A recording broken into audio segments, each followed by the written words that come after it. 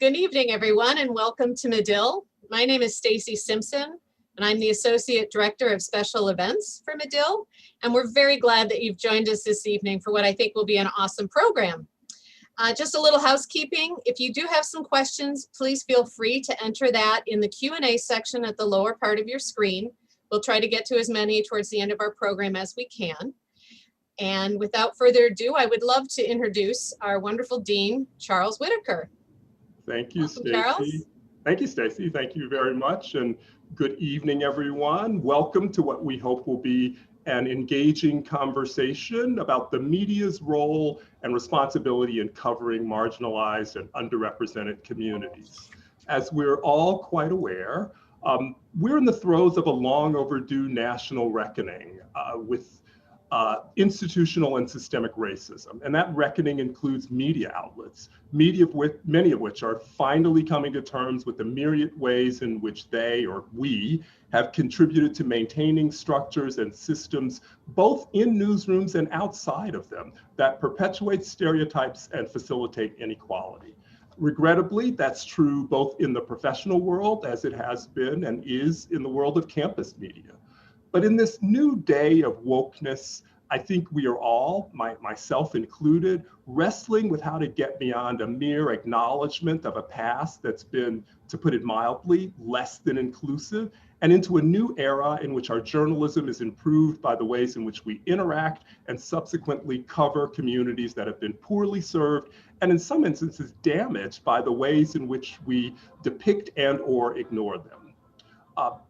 We're very grateful to have this evening panelists as on our panel, three amazing Medill alumnae who in a relatively short period of time have all been on the front line of changing media practice, as well as the narratives we craft with regard to underserved communities. Allow me to take a moment to introduce each one of them to you.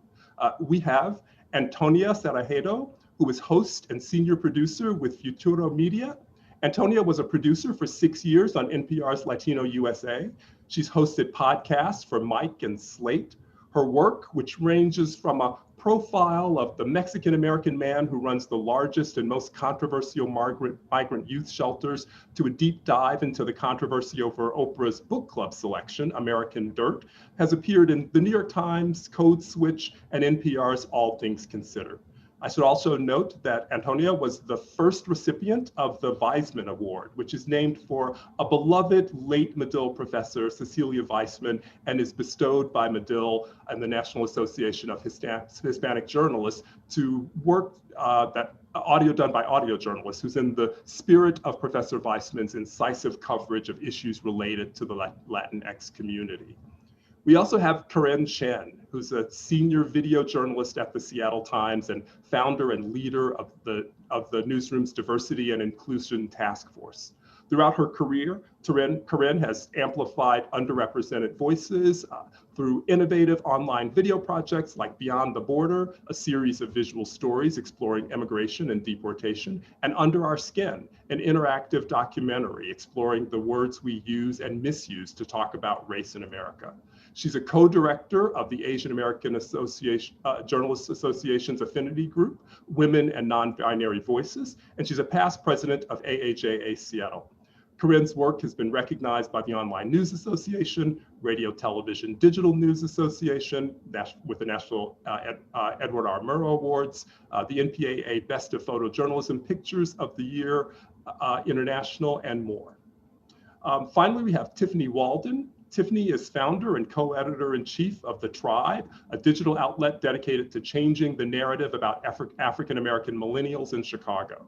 Tiffany has impressively built a news organization that has become a vital piece of Chicago's media ecosystem. And if you don't believe me, just Google her and you'll find that she and her co-founder, Morgan Elise Johnson, another Northwestern alumna, School of Speech, not Medill, are on every list of influential up-and-coming media leaders in the country.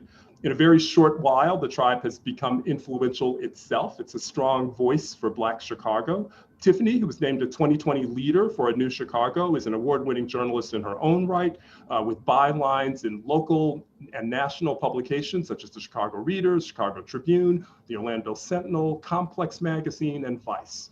Through her work, she demonstrates a fierce advocacy for systemic change, giving agency to underrepresented voices in Black communities. I want to say you all make us incredibly proud, and I thank you for joining us and really appreciate you taking the time to be with us. So, thank you all. Coming on, yes, come on, folks. Let's. I want to start this conversation by asking each of you to take us on a journey through your professional trajectory. Like, how did you get to doing this work? What got you on this path to telling these stories? And what impediments did you face along the way? And I'm going to take you in the order that you're in my screen. So Corinne, you're actually at the top of my screen. So let's start with you. Yeah, thanks, Charles. It's really great to be back and to see so many familiar names in the participant list here today. I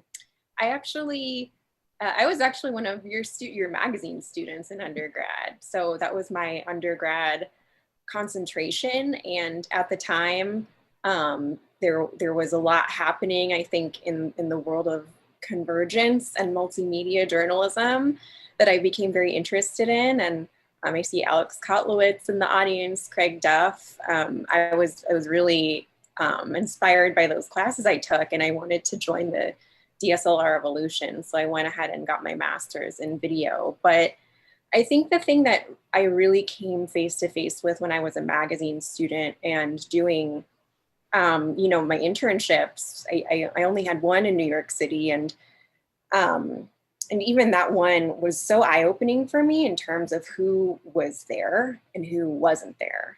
And also, that I think even coming to Medill, I'm from Chicago. I was born and raised in Chicago, which is a very diverse city. And I think with the naivete of an 18-year-old, I was thinking I'm just staying at home, but I wasn't. I'm coming into this very predominantly white institution, and I was among all these very high achieving Medill students who had grown up with journalism for many of them central to their upbringing. And for me, that wasn't the case. I'm from an immigrant family. My parents never subscribed to the paper. Sometimes maybe we had the radio on, but those stories just weren't relevant to our lives or our communities. And I think coming to Medill, that was a really hard lesson to learn, was coming to terms with my identity, who I was, what journalism was, and who journalism served. So keeping all of that in mind as I went through my time at Medill, I think what really resonated me about visual journalism was the power of just seeing someone who looks like you. And that's not necessarily something that always comes across on the page. You can't always tell from someone's name or their quotes what their life experiences may have been. And there's just something about capturing a moment, whether it's through photojournalism or video journalism, that really appealed to me. So ever since then, I've been really trying to keep the power of the power of visual journalism in mind when I create stories, when I pitch stories, when I choose what to work on. And that's been really central to my storytelling approach ever since then. So like the stories you mentioned and my introduction, focusing on how can we leverage new journalism and new storytelling approaches to be more inclusive than journalism has historically been, and also to right the wrongs and correct the harms that journalism has historically, imposed on oppressed communities. Antonia, how about you? How did you come to this work? I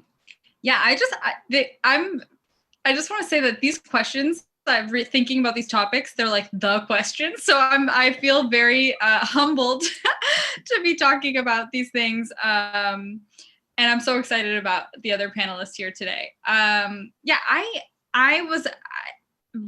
loved podcasts, and I feel like when I started at Northwestern, that was just burgeoning, and it's crazy to think how much the industry has changed since then to now. And I was really, the kind of the classics, the This American Life or the Radio Lab, these stories. I'm so sorry, my cats are making a huge noise. Okay. But so those were the things that most appealed to me, but they always felt kind of off. And then I remember the first time I heard Maria Hinojosa on a show where she was talking about being hairy.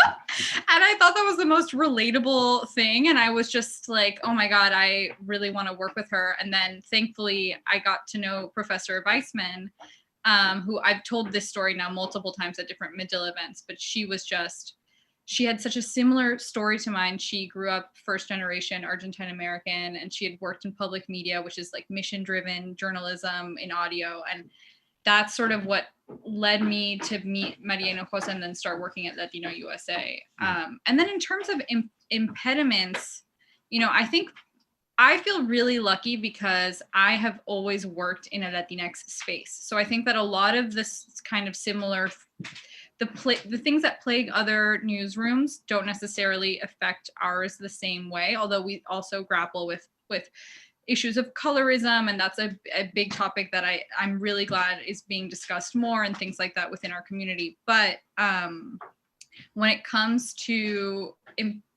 when the election happened, that rocked me to my core, because I started working in audio journalism partly because of the almost like the cinematic aspect of it, the storytelling aspect, like cultural analysis, things that felt more related to maybe the heart, not to be cheesy, but things like that.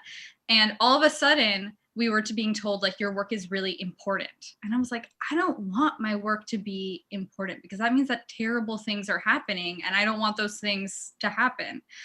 And we started getting all these donations, and I remember thinking like, wow, like we're doing really good, but it's because of all the bad reasons. And I think that sort of figuring out what the role of a journalist should be within that context has been a really big struggle these last 4 years. How to do work that's still innovative and doesn't terrorize your community has been a big question that I've been asking myself. Tiffany, how did you come to this?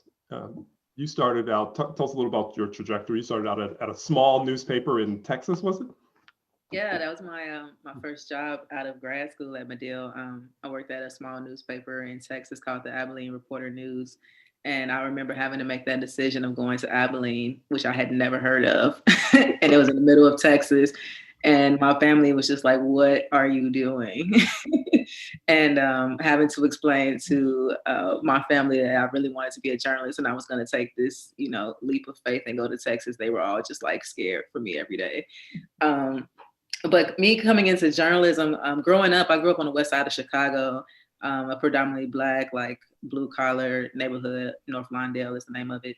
And for me, like I came into journalism by reading like magazines. I was really, Ebony magazine was a staple in my grandmother's house for one. So I always was just kind of in those. But when I started finding my own likes and interests, you know, music was one of them. So I read a lot of Vibe magazine and Source and XXL. And I just wanted to be like the people in those magazines. Like I really wanted to write. But, you know, in the neighborhood that I grew up in, and there was no like pathway to being a journalist. Like my family thought journalists were only the people who are on Channel 7 News, the anchors or the people that you see outside. So like me coming in saying I want to write, they were just like, what is that? You know, there's no money in that. What is that? So long story short, like me getting to Medill was a little bit of a culture shock for me, because I remember being in class maybe the first week of school and kind of going around and like everyone saying who their favorite journalists are and who their favorite magazines are. And people were naming the New York Times and the New Yorker and like the Time magazine and all of these things that I didn't read. And I come in and I say Vibe magazine and there's like crickets. Like Danielle Smith at Vibe magazine, there's crickets. No one knows what I'm talking about. So immediately I was just like, okay, I don't know if I'm gonna fit into this environment here. And that was kind of my whole experience at Medill, was like figuring out where I fit in. Because the types of stories that I wanted to tell and the voice that I was bringing into journalism, I didn't really see that other than those magazines, which at the time were kind of on their way out, like decline wise. But going into newspaper once I graduated and you know, going from Abilene, Texas to the Orlando Sentinel was crucial for me as well, and learning how to do reporting and really getting down and like covering those, you know, hard hitting and breaking news stories. And it was around when Laquan McDonald's situation was going on when he was killed by the police and the dash cam video was released. I was in Orlando when that happened. And immediately all eyes were just kind of on me, you know, all of these questions of, well, you're from Chicago, like, have you ever been, you know, had a gun pointed at you, or have you ever seen like a shootout, or, you know, it's dangerous in Chicago, right? Like, how did you survive there? How did you go from the West Side to Northwestern? Like, what happened to you? So that's when I realized that the narrative of being Black in Chicago was one that was solely a story of violence. And that kind of propelled me to leave a newspaper and to really kind of set out on my own and telling those stories about the neighborhood and the people that I grew up, you know, with. Yes, you know, it's hard growing up in a underrepresented neighborhood in Chicago, like North Lawndale, but there were a lot of joys that, you know, I mean, I wouldn't trade growing up the way that I grew up for anything. So in me freelancing and starting to tell these stories about Black Chicago that a lot of people weren't telling, that's when I started to realize that there was like a need for more stories about what it's like to be Black in Chicago. And you know, some of the stories that I was writing for the Chicago Reader and for the Chicago Tribune, they were going viral. And it was literally like nostalgic stories of, you know, a radio program that I grew up listening to and that everybody grew up listening to. And a lot of the editors that I was pitching to are white men. They didn't understand it. So when I would pitch a story, they would be like, oh yeah, we could do it. And it could just go up online. But then a story would go viral and it's like, actually, we're going to put that in the paper. We're going to print it next week. And it's like, well, I told you, just listen to me. So that kind of helped us figure out like what direction we needed to go in as creatives and storytellers. And that's where the TRiiBE grew out of. It's me and as Dean Whitaker mentioned, like my best friend from college, Morgan, who studied RTVF, we just came together and just built our own platform with a $2.99 URL, and the rest is kind of history. It just took off from there. But it's a testament to how much we needed to hear and uplift and give agency to those you know, underrepresented voices in Chicago, which in this case are Black and brown Chicagoans. Thank you. So this panel is about building trust, and I want to ask each of you, you know, how do we go? Well, first off, what does trust look like? You know, we're talking a lot about going into communities that are underserved, that are not represented well. And historically, you know, in Medill and in my career, the idea was you go into these communities, you report, quote, objectively, and that engenders trust, right? If you are the honest broker and simply writing about them in a fair and balanced way, then they should trust you. But we know that hasn't been the case. We know that we haven't always written about them in a fair and balanced way to begin with. But going forward, again, what does it mean to build trust in these communities? How do we start doing that? And again, what does trust look like, Corinne?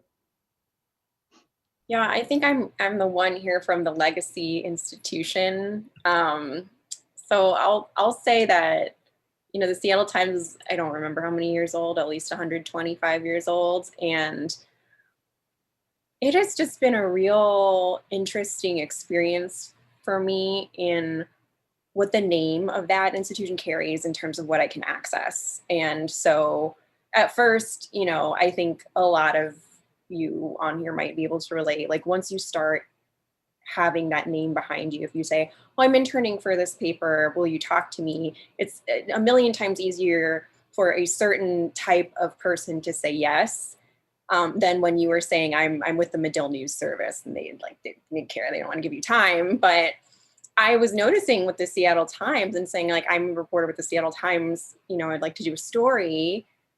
You know, certain institutions say, yeah, we would love that. And some said, no, like, no way. You're the Seattle Times. Absolutely not. And so I think for me, being turned away in that way by people that I identified with much more closely as an individual than my colleagues in the newsroom. Like I've always felt like an outsider. And that was like, that was, for me, that was like, hey, like, let's take a look at this. What did you guys do? Because it's making my job harder. So I think that from, you know, just speaking about legacy institutions, there's a lot, like trust is broken, and it's not just non-existent. Like, we're not starting from this baseline of neutrality. We're starting from like deficit, damage. You know, there's damage that's been done. And I think the LA Times opinion section recently did that project examining how the LA Times itself harmed communities. That's a great start. I think that all papers need to be doing that. I think that papers need to be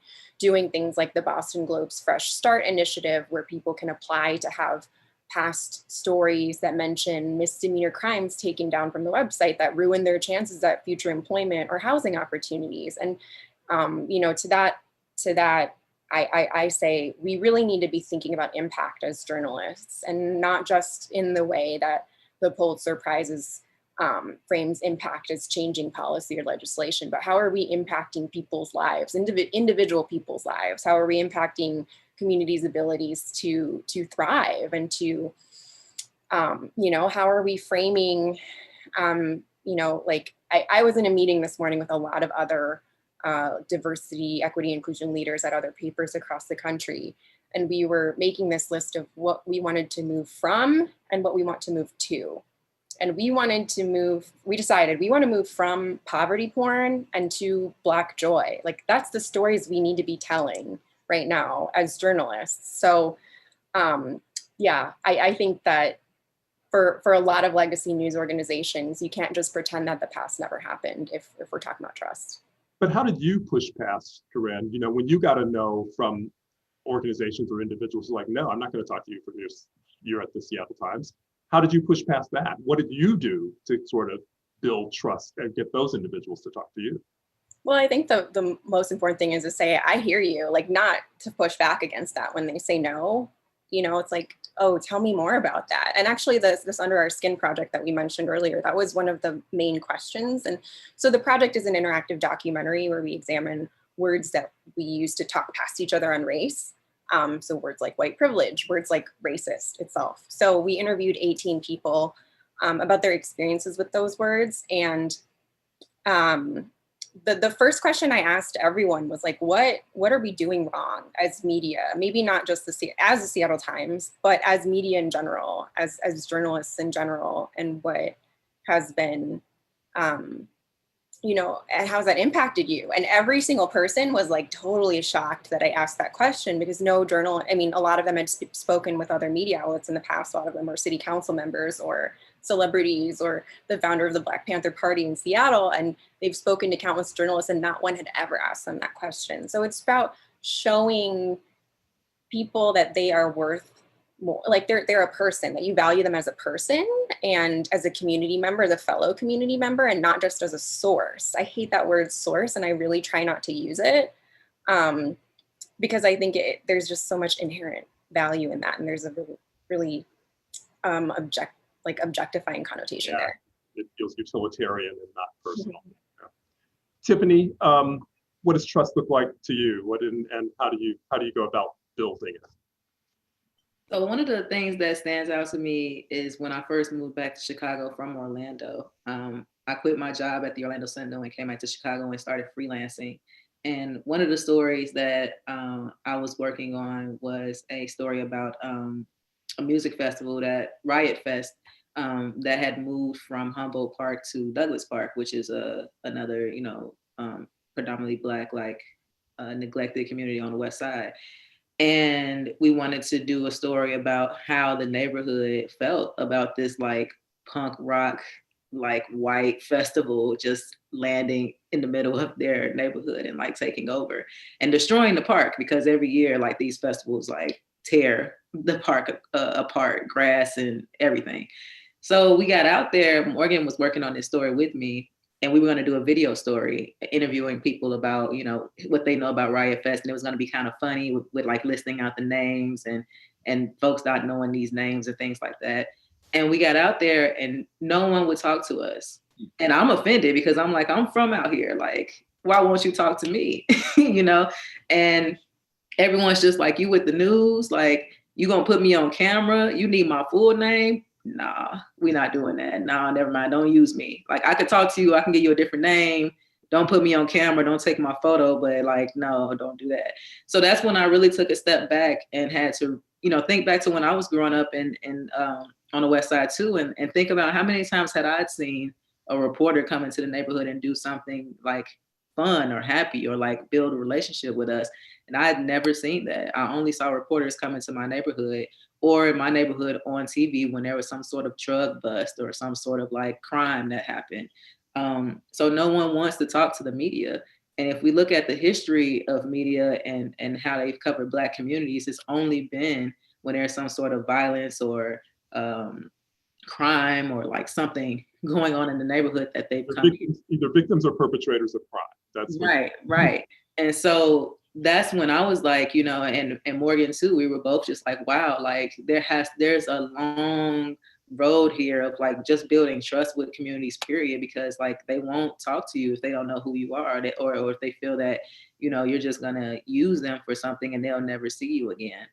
And I think the moment that we're in now, the Black Lives Matter movement has shown a lot of like where media has a lot of work to do.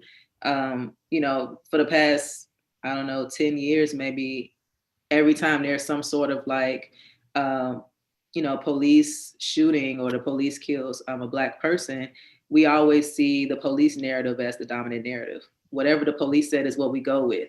In the Quan McDonald situation, for example, we went with whatever the police said for a long time until that dash cam video came out, and we had to fight and fight and fight. And it took an independent journalist like fighting and doing FOIAs and fighting until that dash cam video even came out. So we're just relying on police narratives and only siding with police narratives in media. And we're trained to do that, right? Because they're the official source. They're the authoritative source that we have to quote. But what happens when the police are not telling the true story? What happens when the police are lying? Now there's a whole community who feels like, they can't trust the media, nor can they trust the police. So it's so many different layers to this, and it's been going on for decades. In Chicago, it's been going on back to 1919 with the race riots. So there's so much history of abuse between the Black community and media and police that it's like we have to reevaluate how we look at who's an authoritative figure or who's the voice that we include in these stories. And at the TRiiBE, we don't look at the police as the number one source. Like, we don't run to the police first. Now we will include the police narrative in there, but we treat the voice of the community on an equal playing field as the police. And that's very important because we continue to see time and time again that the police narratives often have, some sort of lie or something going on with it. And it takes us doing some sort of investigation to see the actual truth. So I think that as a whole, there has to be some sort of like reckoning or apology or something that newsrooms and media has to do in order to build that trust again with the community. Do you think, as Corinne said, we have a lot of outlets right now which are sort of doing this mea culpa and going back and owning up to a legacy of institutional racism, if you will. Do you think that helps? I think it helps, but we also have to be out on the ground. I mean, it's hard now because we're in a pandemic, but when I was in Orlando at the Sentinel, my editors wanted us at the desk at all times. It's like, be at the desk. Like, if you go out, come right back. But, in talking to some of my, like mentors and older journalists, they were like, we used to be able to just be out in the community all the time and like getting to know people. I think we have to get out of that. Like, there's no reason that people in the communities that we cover don't know who we are. Like at the TRiiBE, when we have events or when we meet people, I give them my cell phone number, my email. I tell them like, if anything's going on, if you need anything, if you don't like something in a story, like call me, text me, whatever. I make myself like extremely accessible to people because they should know the person that's writing their stories, and they should be able to contact you if there's something that you didn't get right. I think journalists, we feel that we're the expert in everything that we write about, but at the end of the day, we're still telling someone else's story, and we owe that accountability to them to get it right. So, I think we have to get out of this mindset of like, we're sitting in our Ivy Towers and writing these stories and like really get out on the ground and build a relationship with people and teach people, because people sometimes don't even understand how media works. So many people are like, y'all paid such and such to do that? And it's like, no, you know, because TMZ and all of them are paying people, but we have to even educate people on how media even works sometimes. We got to get down to that level too. Antonia, what does trust look like from your perspective, and how do we build it? How do you get in? Yeah, I definitely think like one of the greatest resources is time and attention. And I think that, you know, I think of Maria, the host of Latino USA.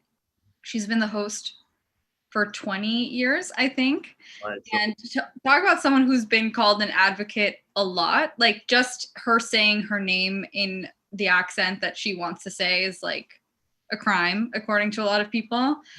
And so I think over the years, her not stopping for anybody has established, and I've seen it, you know, there's pushback from institutions on how she conducts herself. And I think ultimately people are coming around to realizing, oh, she was onto something by sticking her ground and defending the way that she believed her community should be represented, including by the way she presented herself. And the issues that she chose to pay attention to within her show. You know, Latino USA was covering immigration long before Jeff Sessions became a national obsession, and Trump as well. But so I think that's big. And then the other thing that I think it's interesting. I don't work in newspapers, but it's very cool to me. Like I loved that LA Times project. I think of the New York Times was publishing this article about how naturalized citizens were going to get their citizenship revoked. And my mom is here watching this panel, and she would call me freaking out. And then you would click the article and you would read that it wasn't actually as dire as the headline would imply. And I do think that that is a real struggle for journalists. We are up against an economy, like the attention economy, that is, like I said, like potentially terrorizing people. I really think like the news is relentless. And I think that it will take a massive shift for things to slow down. And I think that there's this tremendous pressure to publish news in a way that people pay attention. Another example is we did an episode that was, I think, really moving about how the count for missing and dead after Hurricane Irma in Puerto Rico was completely off. It was way undercounted. We had partnered with this amazing investigative reporter in Puerto Rico where another colleague of mine went and followed her as she counted the accurate number of deaths. And we went to NPR and we were like, we really want to push this story. We think it's a great story. And they were like, can you frame it as like how Trump screwed up? Okay. And it's like, you can't even, like, that is part of the problem. It's like you end up having people of color being like the wallpaper to these stories. And it's so dehumanizing, but it also gets way more clicks. More people were going to click on it. And I think that paradox is one that I struggle with a lot. It's like, how do we tell these stories well in a way that pleases the editor? And it's a hard question. And oftentimes journalists don't have a lot of control, and that's very frustrating. That's a really good question, particularly for young, we've got students who are listening to this, I presume, and young reporters. As a young reporter, how do you push back when older people in your newsroom, they don't get it, they don't want to do those stories, they don't think those stories are valid, or the framing of the story is wrong? What do you do? Corinne, you're in a big newsroom with, I would imagine, people who sometimes don't get it. What do you say? How do you push back on that? Just to respond to what Antonia just said, to do things in a way that pleases the editor, I think my philosophy is like, become the editor then. So that was Tiffany's solution as well. I think it's a great solution. I think it's the solution we need, certainly for the long term, to be sustainable. But I think that the kind of turning point for me was realizing that if I can tie these things that I see as just the right thing to do, these priorities I have that are just about being a good journalist, that other people might see as advocacy, which is BS, frankly. But if I can tie those priorities to the bottom line, to the business aspect, then I can push those things through really easily. How do you? So that's what I did. What do you say? How do you tie that to it? How do you help them see? How do you make the business case for doing those stories?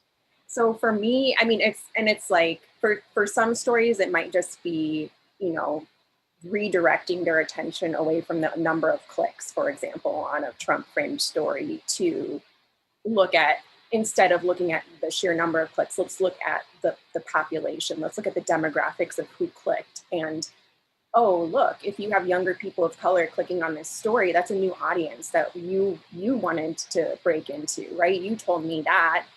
If we frame the story this way, that's who we're bringing in. That's who we're building a relationship with. So you can do it on the micro level on this per story basis like that.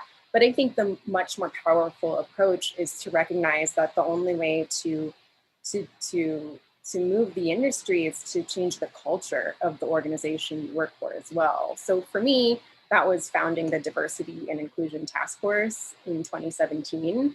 And 2017 at the Seattle Times was this era when we were really trying to, as a company, like the whole company was trying to shift the revenue model away from advertising and toward digital subscriptions. So I think that a lot of people might hear that, and journalists in particular, and say, whatever, that is so boring. But I think if you're a good journalist, if you're an investigative journalist, you're like, where's the money? Follow the money. And so so I came up with all these goals basically that were measurable. They have to be measurable and you have to be able to track them, that tied diversity, equity, and inclusion to getting more digital subscribers. I knew that everyone in the company, they wanted to make their boss happy, and their boss wanted to get more digital subscribers. So what can I pitch that way? So I made a plan. I made an outline, a strategy of, it went from, if we diversify our newsroom, we will have more digital subscribers into the future who are younger, who are more diverse, who will sustain this company when all of our older print subscribers die off. Die, basically. So I mean, that's a stretch, right? There's so much room in between there, but if you can do, okay, step one, if we get more diversity in our newsroom, we will have this type of story. Step two, if we have this type of story, then we can do this community event. Step three, if we have this community event, then we can set up a booth and we can get more signups and we can have a special sale. I mean,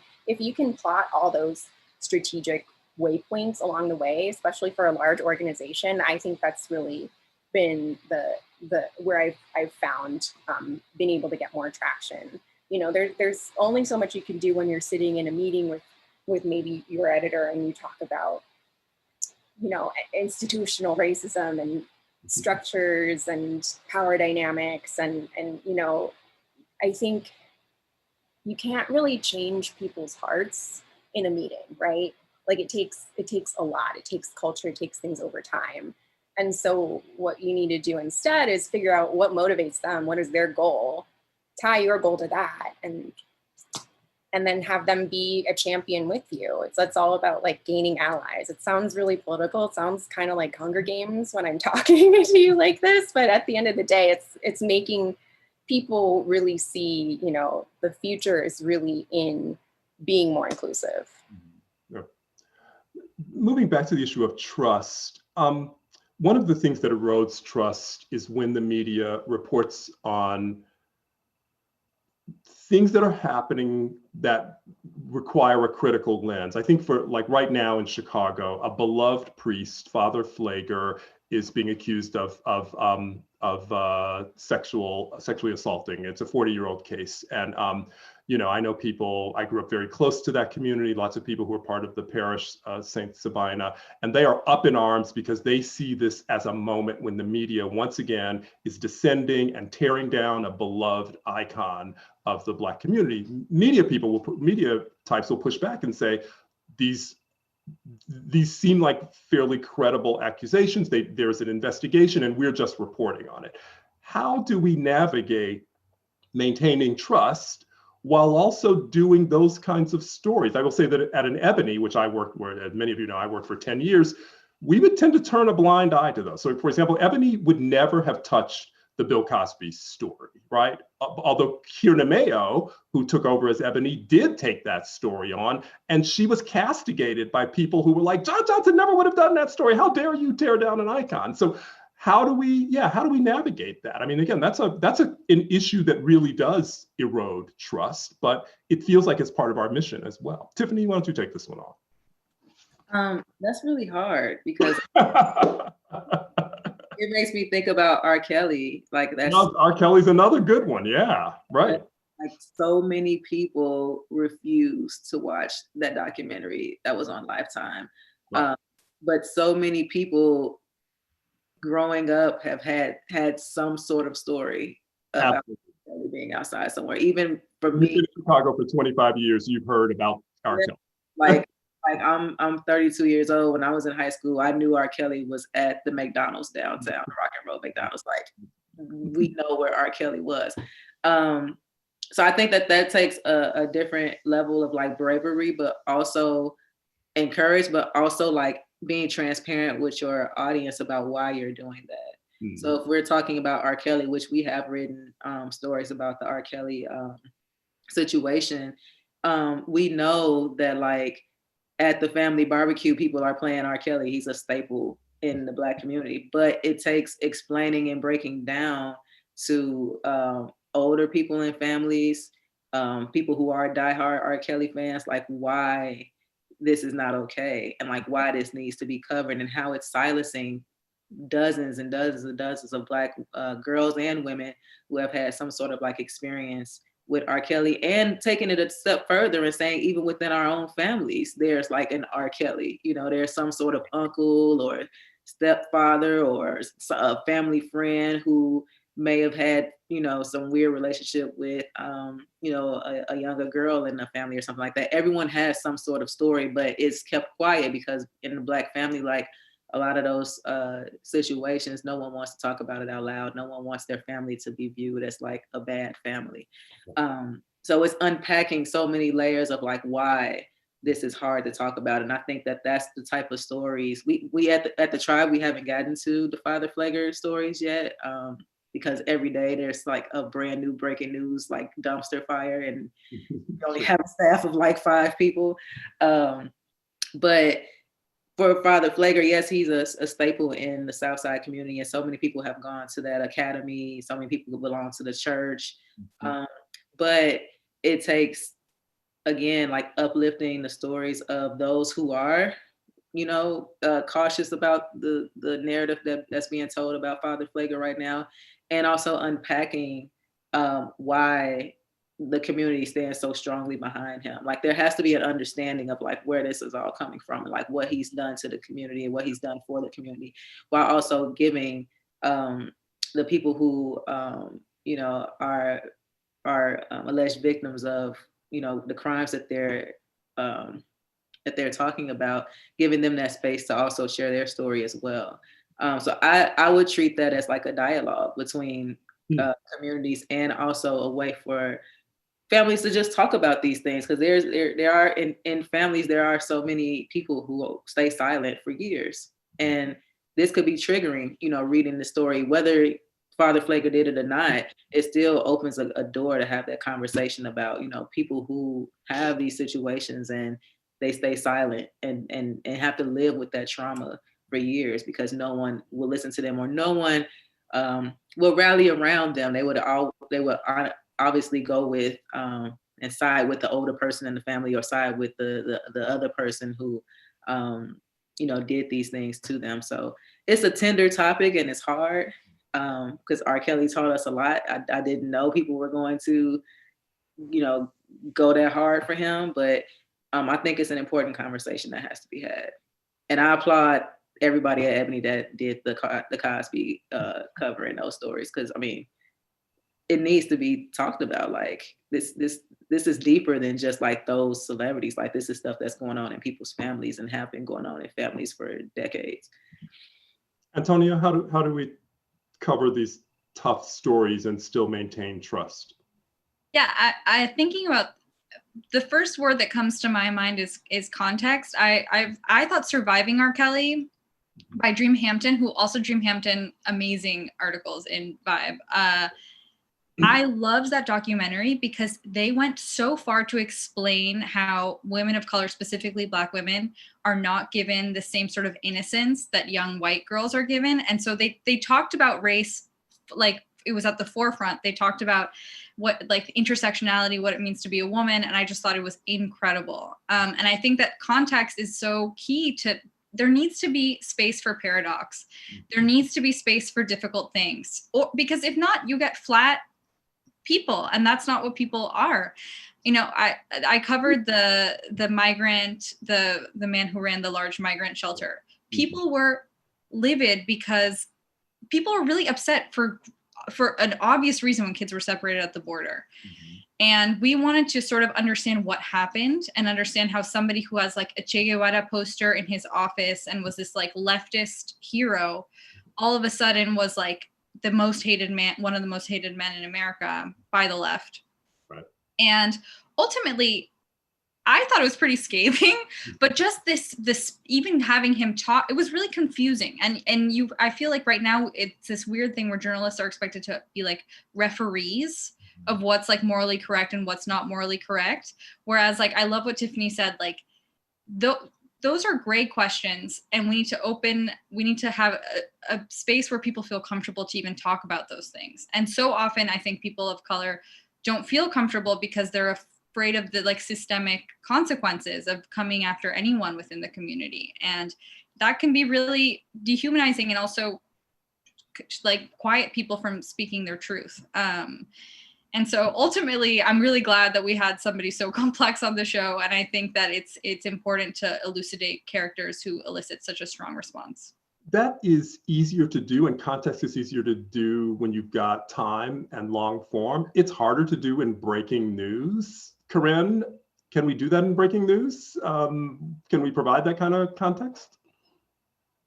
I think we can. I definitely think it's hard, but I think if you can't do it, if you feel like you can't do it in a short time, like maybe don't do that story. Maybe there's someone else. I mean, brings up another point, right? Like, are you the best person to tell this story? I think that falls into people's laps. And I know that all of you at Medill are having that conversation. But I think we need to be honest with ourselves about whether we have the capacity to do stories fairly. Like, we can't gain trust if we're gonna, I think I've seen a lot of breaking news or daily people who have quotas to hit be a little careless with their storytelling. And I think it's really important for us to recognize the power we do have as journalists. And we can often get bogged down on how little we get paid, or, you know, if we're low ranking in the organization, how we don't have a lot of influence, but also remember how much power you have. Like journalism is an institution. When we talk about institutional racism, journalism is involved in that too. And I think recognizing that power is really important if you want to build trust. How should we be talking to our students about being the other, whatever other means, and going into spaces where you are not necessarily represented? Again, whether you are, you know, from the majority community or an underrepresented community, how should we be talking about them? How should we be preparing them to go into those spaces and report sensitively and with context? What should we be doing, and how should they be thinking about that? Corinne, you're doing a training in this area. What are you saying? What are you telling young people, young reporters? Yeah, I mean, I always direct people to this thinking guide that we developed at the Seattle Times that we just call Guidelines for Inclusive Journalism, because we weren't really expecting to distribute it, but a lot of people have found it really helpful, and it's at st.news/inclusive journalism, and we'll probably post it later. But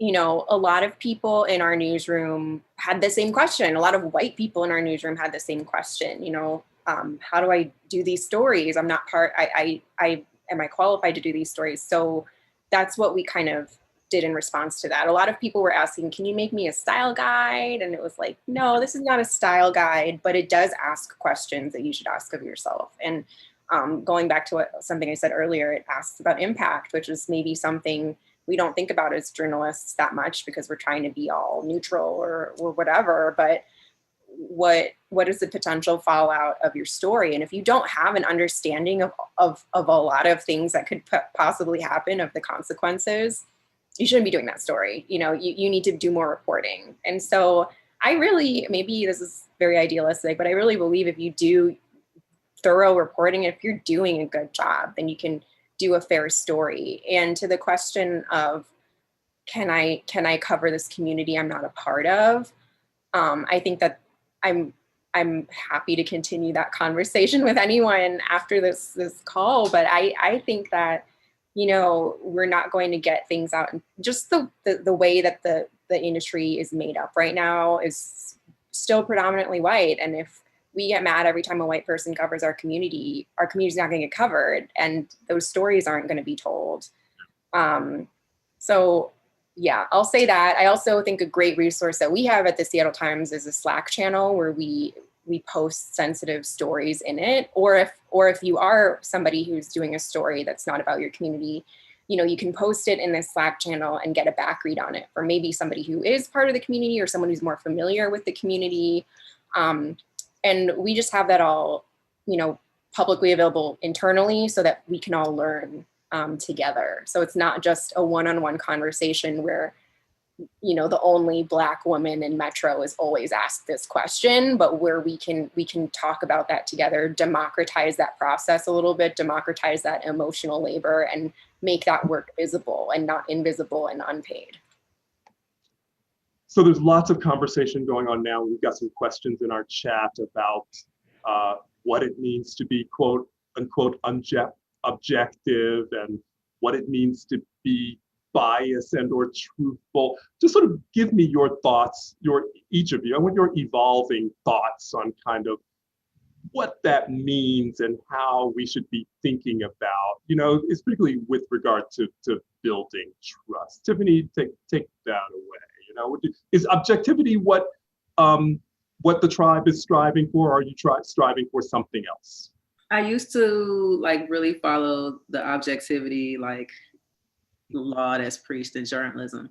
But as I've gotten older, I just realized that objectivity really erases those underrepresented and underserved voices.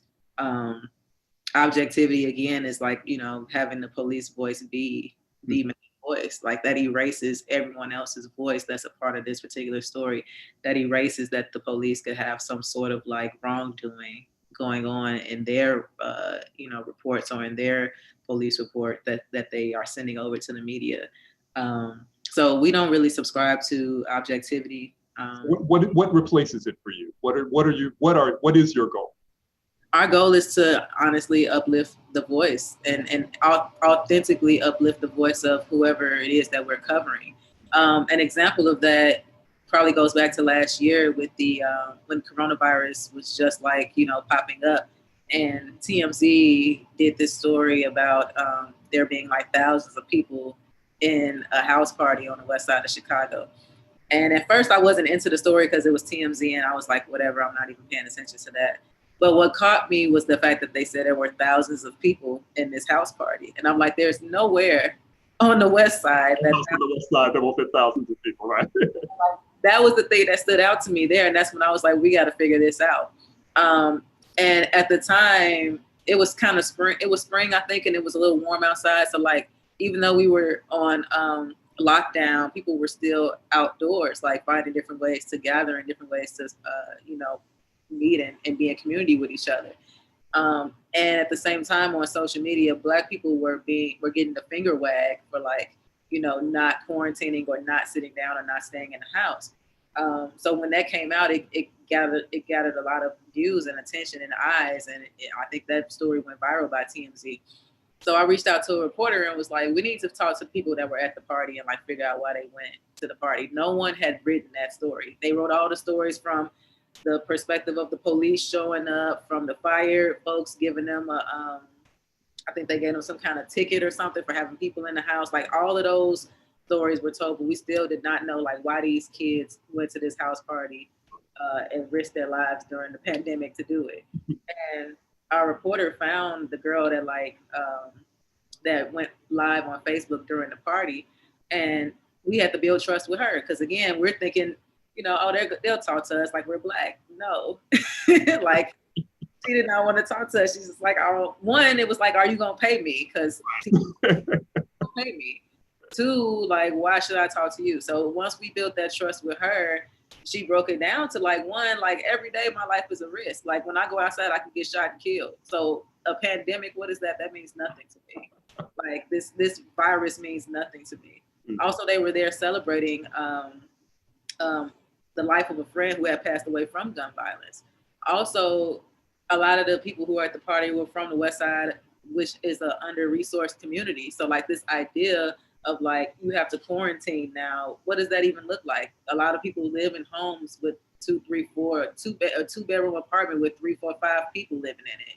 People still got to go to work. People rely on that community or the park or whatever it is to kind of, be that mental health that they need because, we can't afford therapy. We can't afford this. We don't have like nice things in our neighborhood. So when you put all of those complexities into this story, it became a much different story, and it made the mayor's office and everybody else approach how they talk to Black and Brown communities differently during the pandemic than they were before, because you can't ask people on the West Side to quarantine the same way that a rich white woman in Lincoln Park is. It's impossible. Like, she has all the resources in the world. She can have her groceries delivered to her. Like, there's not even a grocery store in North Lawndale. You got to go miles and miles away to even get to fresh food. So it's an entirely different world.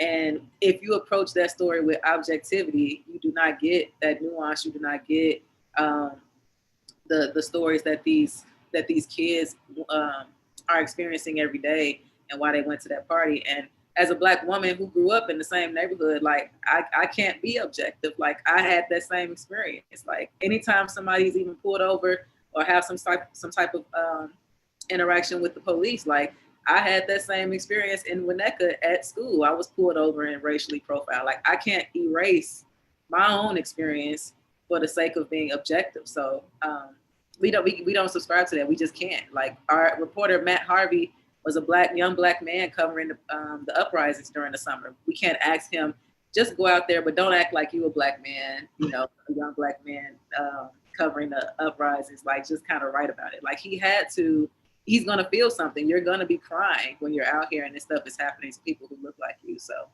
I don't believe in objectivity, and I hope that becomes like a larger conversation in journalism. It is absolutely a larger conversation. Antonia and Corinne, I want you to get in a part of this too, Antonia, because you're at a public an outlet that is speaking to a community directly, right? And so with a real point of view, how do you think about, again, objectivity, or think about what is it that you think about? What are you striving for? Yeah, so I mean, I agree that objectivity is a farce, but I also think that facts are real and we need to be extremely rigorous. And like I said, I think a lot of what journalists have to do is to sadly like fight for those facts, like this is it, there's no other alternative facts, whatever. Yeah. And then the other thing that I've been thinking about a lot, especially in quarantine, is I started reading Adrienne Maree Brown's work. Mm-hmm. And she writes a lot about how you are what you pay attention to. And in thinking about just like our role in people's lives, like what is the person who is reading or listening or watching our content experiencing? I really think, and this is maybe like a hippy dippy answer, but like I'm thinking a lot about increasing beauty. And I don't think that's as like simple as this is good, this is bad, but rather finding the aspects of a story that convey something that is moving. And that can be a lot of different things. But I think that we have to be, in the same way, like I think the tech industry is having a lot of conversations about like what it's doing to people's brains. Journalism is such a part of that. We rely on all the same social media tools that are, addling people. And especially communities of color spend more time online than white communities. And like, there's a really great book by Jenny Odell called How to Do Nothing. And she writes that like all of the the CEOs of those companies don't let their kids go on social media because they know something, which is that it's bad for your brain. But if people are going to be consuming my content through their phone or through their computer, like I want that to be a time that's also like actually adding to their life, and not in a cheesy, oversimplistic way, but in a way where like there's a deepening of understanding and that it's something that's truly worthy of their time. And I've been asking myself a lot, like, is this something that is worthy of people listening to? Corinne, what about you? How are you on, where are you on the objectivity spectrum? Oh, I'm with all of you, like at that. But what Antonia just said is making me think of, I've been really interested lately, like in the past 2 weeks, in this idea of restorative journalism. Oh, wow. Because I think, you know, once we hit 2021, everyone was like, yeah, 2020 is over. And I'm like, no, it's not. But it is this milestone. And I think people just need that. I think people really need restorative narratives to feel better. And, you know, I'm just thinking of all these mental health professionals are telling everyone, turn off the news. It's bad for you. So we are the tech industry that you're talking about now. We are just putting all this terrible news, which we have a responsibility to tell, but I think there's also an aspect of, you know, curation of what is the picture of the world that we're painting for our audiences. That's what the TRiiBE is all about, right? I mean, I think that's exactly what they are. It is kind of a story. Yeah. And I think it's really hard for those of us, well, not those of us, I think it's really hard for legacy news organizations to adapt to that new reality where they used to just be this general store and they used to just cover everything, quote unquote, but it's not true. They used to cover everything that was relevant to people like them and what they thought was relevant. And so I think there first needs to be that understanding of like, we were never the general store and we were never this comprehensive thing. And we are smaller now. We're all smaller organizations. We just need to decide, you know, maybe not on an identity per se, but on a vision at least. You know, we really need to have a vision for what our coverage is offering to our audiences and what our mission in that is. So, you know, going back to and promoting DEI in the newsroom, one thing that we thought was really important was to rewrite the mission statement and make it more inclusive and specifically say that part of our mission at the Seattle Times is to foster a more inclusive community. And so we went back and did that. I would like the language to be stronger as usual, but I think that's really important too. Ladies, this has been fascinating, and I can't believe we only allowed an hour for this because I actually want to talk to you all for like at least another hour. There are like so many more questions that I didn't get to, so we actually are going to have to redo this again. We'll have to invite you all back to continue this conversation because there are many questions in the chat that I didn't get to, but I want to give you all time to, because your answers were so good and so expansive that I didn't want to cut you all off. But thank you so much. Again, you make us so proud. I'm so proud of each and every one of you. Yeah, it's just a pleasure to call you, you know, our alums. So thank you. Thank you so much for being with us. Thank you. Thank you. I can't believe I'm on a panel with you, Charles. I am the least important and significant person on this panel, but again, it's great to be with you all. Stacy, I'm going to turn it back over to you. Do you have more announcements for our group? Yes. Thank you, Charles. Thank you all for being on the panel tonight. It was an awesome conversation. I agree. We could keep going and going. But thank you for your time and sharing it with the Medill community. Thank you all for tuning in tonight. I just wanted to bring your attention. This is our centennial year. We are now celebrating 100 years of Medill. Officially, our birthday is February 8th. But we will be celebrating throughout this year and even into next year. So if you want more information, please visit our medill100.org website. On that site, you can find our upcoming events, ways to participate in the celebration, and learn all sorts of great facts about Medill, which you'll want to do because we are having a special trivia night on February 8th. So tune back in and see if you know Medill trivia and you could possibly win prizes. So thanks again, everybody, for a terrific night, and everybody stay well.